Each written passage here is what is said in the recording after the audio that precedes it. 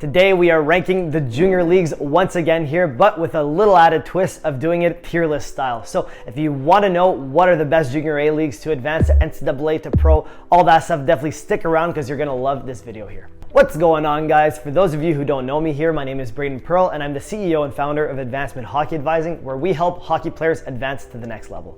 Now, many of you know us for our rankings of basically everything in hockey, including junior leagues being one of our most popular videos. You can check out our past rankings here if you click up. But overall, today we're going to do it a bit differently, and we're going to actually do a tier list of the junior leagues here. So it's going to be me sharing my screen, going one by one, a bit more of an informal video, and showing you guys what I think and how I rank the junior leagues based on tier lists to give you guys an idea of what are the best leagues to go to. So without wasting any time here, let's dive right into the tier list rankings right now. Here we are for the tier list setup here, so hopefully you guys can see pretty well. So basically how this is going to work is, for people not familiar with tier lists, S is the best tier, and then all the way to F, that means it's really bottom tier, probably junior leagues you don't want to go to. So we have pretty much all the junior leagues here. Like, hopefully we're not missing any, but we try to get as many logos as possible on here. So I'm just going to go league by league, and then from there, like, obviously, when I initially put things in, it's more me reasoning. It's a bit more of an informal video, so keep that in mind. But as I go through the tier list, I might change my mind and move things around. But we're just gonna go league by league, and towards the end, I'm gonna kind of just have an overview, make sure it's a tier list that I'm happy with. So let's just dive right in. So we have the USHL here. So yeah, USHL, I'd say go straight to S tier. I don't think it's the best league out of all the major junior leagues, especially now that they can, with the CHL NCAA rule change.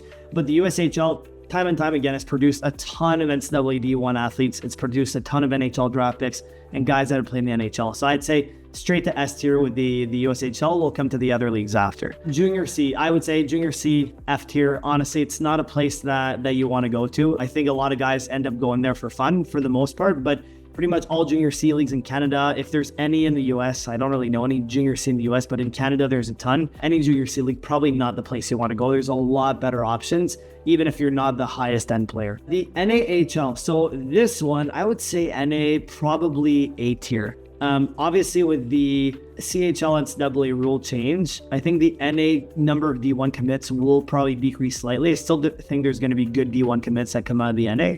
But I think them and the BCHL is going to decrease a little bit, and I wouldn't put it on the same par as the USHL. So for now, I'm comfortable with the NA being A tier. I would say junior B, I mean, there's different leagues and there's some leagues that are better than others. For now, I'm going to put junior B as D tier because sometimes a good junior B league can be a good starting point for guys. Most of the time, I tell them to go to a good prep program, good AAA program, something around those lines. But I would say junior B can actually be worthwhile for some people as a stepping stone to go to junior A. So it's not full F tier, but it's not the best place to go to either. So D tier, I think I'm happy with. In Manitoba Major Junior Hockey League. So even though it says Major Junior in it, it's not a good league to go to. I would say avoid this league. I would rank it a little bit higher than junior C, but I would say still F tier. It's not a place I'd recommend on going. NCDC, this one, it might be a little bit tricky. It's definitely not an AHL level. It's not A tier.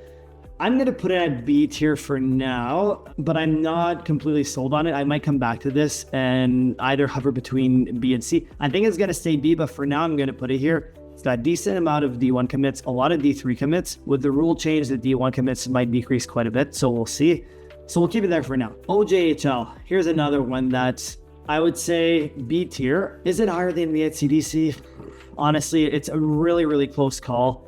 For now, I'm going to put it higher than the NCDC, but honestly, it's pretty watered down. You know what? No, I would say OJHL is a little tad below because the really good teams in the OJ are very good, but then it's such a big league that it's just kind of watered down. So I would say these are neck and neck, but I'm going to rank it as a little tad lower than the NCDC. WHL, obviously S tier.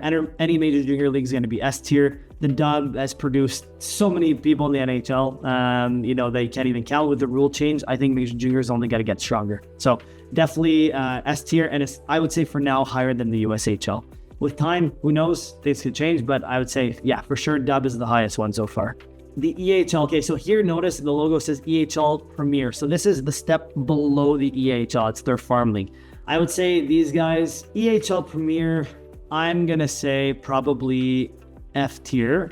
I could rank them maybe, but yeah, I don't, honestly, if you end up in the EHL Premier as a 19 or 20-year-old, not the best place to be in. You know, it's a pretty tough spot to be. It's not fully F tier, so I might change my mind after and put a D tier, but not the best spot to be for sure. NJHL straight to F tier. I would say, like, honestly, they're pretty equivalent between the Manitoba Major Junior League or the NJ. Both are good places to go. It's a league in Alberta, very big on Indigenous culture. Great for them, but honestly, to advance, not a great league to be in. So I wouldn't go there. USPHL Elite, similar to the EHL Premier. It's like the step below the USPHL Premier. But because there's the NCDC, then USPHL Premier and USPHL Elite, it's like the third league on tier 3. I would say, you know what, it's probably a tad lower than EHL Premier, but they're both the same, neck and neck. Not a league I would go to, honestly, but it's better than these 3 right here. So I'm gonna rank it there for now. OHL, so this one straight to S tier. OHL, probably, like, out of the stats that we did, we published a video on all the different major junior leagues a couple months back.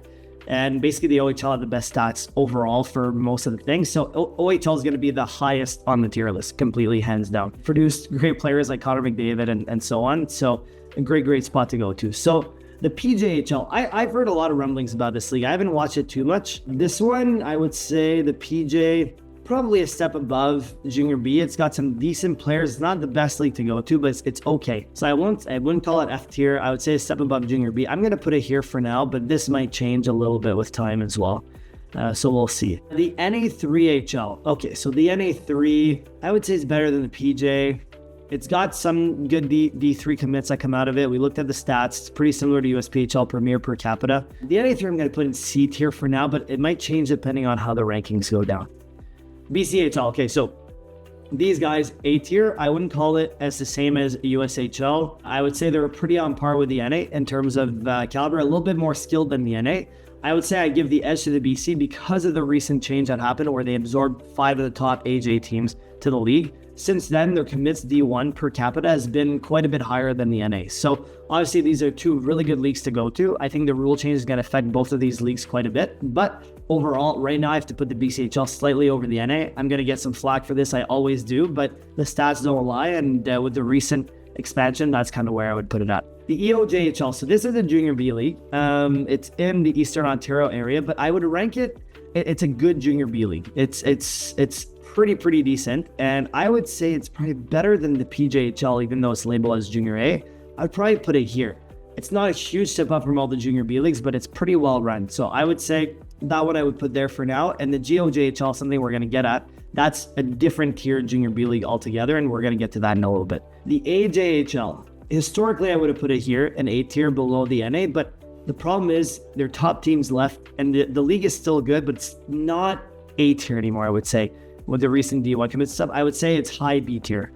High B tier, still a really good league to go to, physical league, lots of skill, but they have dropped off a little bit with the rule changes going to be affected a little bit. I would say it's probably the highest NB tier out of all the leagues. For those of you who don't know what this logo is, it's the GMHL. I've had my thoughts on this league for quite some time. I'm going straight to F tier. Probably better than Junior C, honestly, and I hate to admit, but it's probably better than Junior C, but not by much. Honestly, even though they call themselves Junior A, be very skeptical. It's not a good league to go to. There's better options out there. So let's go to the next one, the VIJHL. This one, and basically where's the KI here? The KI, these 2 have disappointed me a little bit. They announced themselves as tier 2, moving up at Junior A size. They basically, like NBC said they were upgrading and going to get a bunch of stuff, and when sanctioned with Hockey Canada and all that, but they haven't really produced from what I've seen. So honestly, the VI, I would probably put D tier, a step above the EOJHL. That's where I would put it at. And I would put the KI, I'll just skip right to the KI right now, probably above the VI, but not higher than D tier. Maybe you could argue it's C tier, you know, if you're looking at NA3. Yeah, the KI is still better than the VI to go to. I could probably rank it here for now, but still not a good spot. I'm debating. I might go back and forth. We'll come back to it a little bit. Okay, so the Q, obviously S tier, Major Junior League. Based on the video that we released, you know, the one that seemed to be the best was the OHL overall at advancement. The WHL seemed to be the second best, the Q third, and then the USHL, which I think with time might catch up. But overall, these are the top 3 in this order, and then the USHL afterwards, not short behind. So that's kind of what I would rank it. And this basically concludes our S tier. There's not going to be any other leagues in the S tier. 𝗂𝗟𝗔𝗜𝗠𝗘𝗥. So this one is another one. It's definitely F tier. I don't really know this, like the difference between these. I would probably just put this one here. These ones are all like kind of equivalent in terms of caliber. It's the Can-Am Junior Hockey League. I believe it's in Alberta off the top of my head.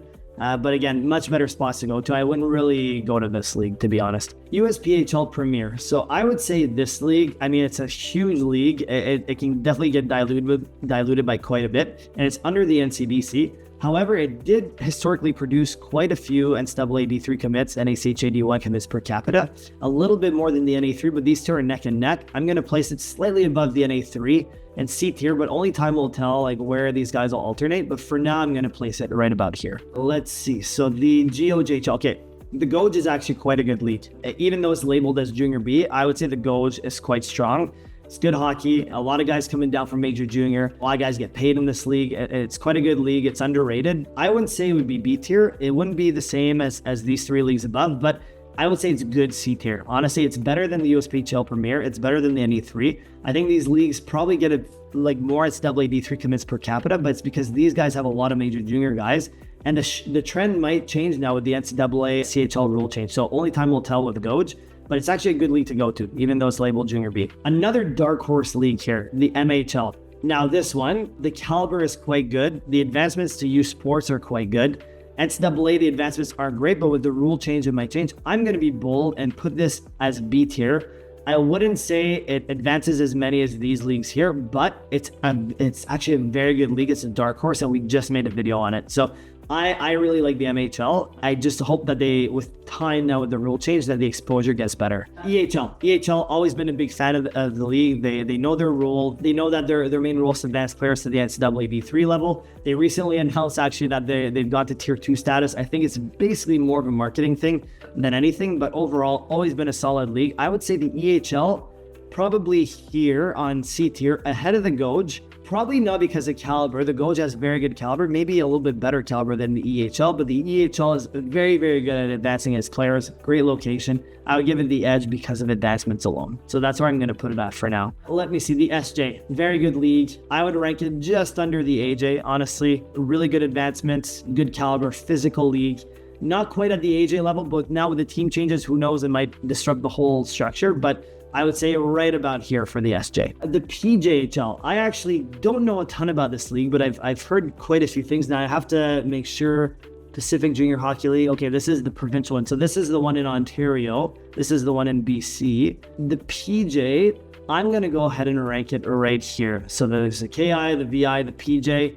They're all like pretty decent. I would rank it this way. I could be a little bit wrong in the rankings, but I would say it's right around here in B tier. I misread it a while ago. So this is the one in Ontario, the PJHL. I would say the one in Ontario is actually probably not the best spot to go to. Honestly, the one in Ontario I'd rank right here in F tier. So I'm going to change that around a little bit. The one out west is actually better than the one in Ontario. The one in Ontario is kind of a conglomerate of a bunch of different ex-junior C leagues, and it's a really big league, but there's just not that much exposure. So I would rank it right about there. The NOJ, another pretty good league. I would say the NOJ, in terms of caliber, advancements per capita, I would rank the NOJ right here. The caliber is actually pretty decent. The NOJ, it gets a bad rap. It's pretty decent. I'd say the GOJ probably has better caliber. NOJ has decent advancements too. Not great, but decent advancements, better caliber than the USP Premier at NA3 overall. It's a smaller league, but to get seen by NCAA D3 programs, a good USP Premier team is probably equivalent to the NOJ. I would say if you have a good advisor, the NOJ is pretty good.